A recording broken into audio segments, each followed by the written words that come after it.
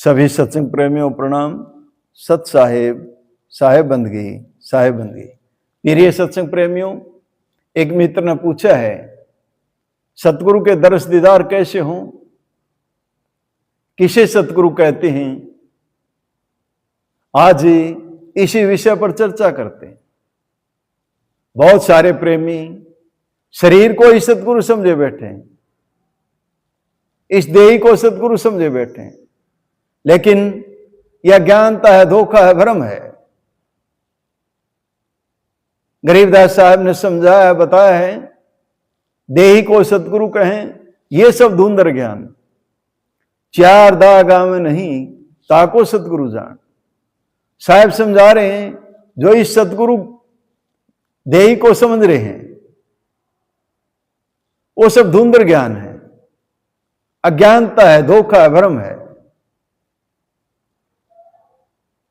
चार दाग आवे नहीं, सतगुरु किसी दाग में नहीं आता, वो चारों दागों से परे है। ताको सतगुरु जान कहते हैं, उसको सतगुरु जानना चाहिए, क्योंकि ये शरीर है, ये दाग में आएगा। लेकिन सतगुरु शरीर नहीं है, वो विधेय है, नूरी स्वरूप है।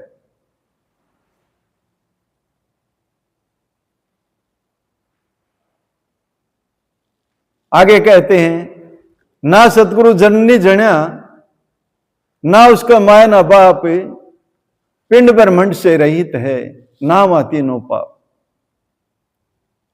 कहते हैं सतगुरु गर्भ में नहीं आता,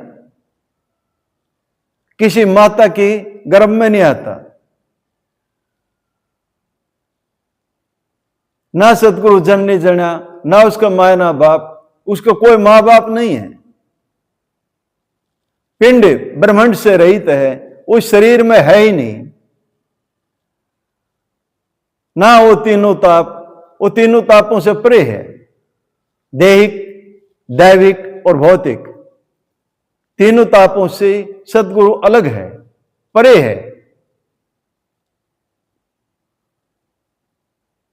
सतगुरु से कैसे मिला जाए, कैसे दरस दीदार हो, उसके बारे में सतगुरु बंदी छोड़ कबीर साहब ने समझाया, बताया है।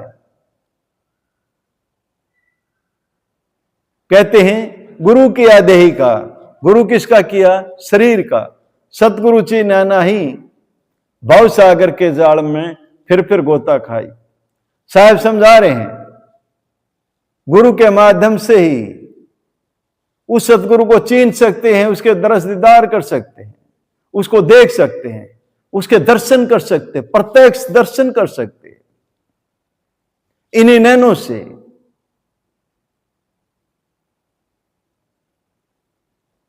अगर उसके दर्श दीदार नहीं किए, दर्शन नहीं किए, तो क्या होगा? भव सागर के जाल में फिर गोता खाई। बार बार ये भव सागर में आना जाना लगा रहेगा, भव सागर से पार नहीं हो सकता, क्योंकि सतगुरु रूपी नाव में जो बैठता है वही भव सागर से पार होता है। सतगुरु विधेय स्वरूप है, नूरी स्वरूप है। तो सतगुरु रूपी नाव में बैठना बहुत जरूरी है। गुरु जो भेदी गुरु हैं, जो इसके जानकार हैं, जो उसको देखते हैं, वही उसको दिखा सकते हैं। ऐसे गुरु की शरण में जाना चाहिए, उन्हीं से भेद लेना चाहिए, उन्हीं से जानकारी करनी चाहिए, उनका संग करना चाहिए, सत्संग करना चाहिए। तभी उस सतगुरु के दर्श दीदार होंगे। भेद में लगा कैसे दर्श दीदार हों?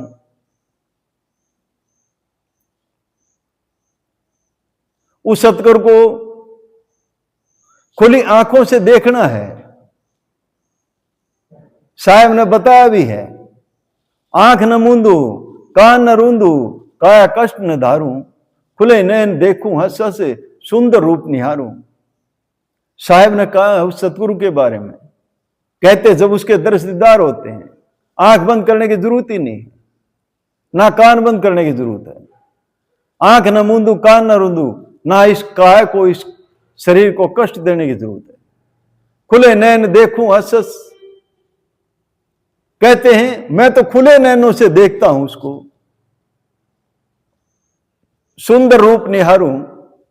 मैं अपने सतगुरु का सुंदर रूप निहारता हूं, देखता हूं। तो साहब क्या कह रहे हैं, क्या समझा रहे हैं? तरीका यही है, विधि यही है। और कोई गुरु मंत्र में, कोई 5 अक्षर में, कोई 4 अक्षर में, कोई किसी तरीके से, कोई किसी तरीके से जीव को भ्रमित करता है।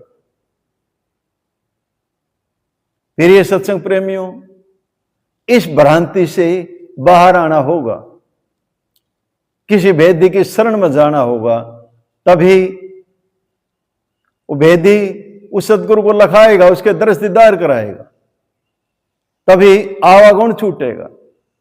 नहीं तो ऐसे ही भ्रम में रहेगा, धोखे में रहेगा, अज्ञानता में रहेगा और आवागुण में बना रहेगा। आज सतगुरु के विषय पर कुछ चर्चा हुई और इस वीडियो को बड़े ध्यान से एक एक शब्द को गौर से देखना, समझना, मनन चिंतन करना। 1 बार 2 बार 4 बार देखें, समझें, आप भी समझें, औरों को भी बताएं, शेयर भी करें। इन्हीं शब्दों के साथ वाणी को विराम देता हूं। बोलो साधो सत साहेब, बोलो साधो सत साहेब।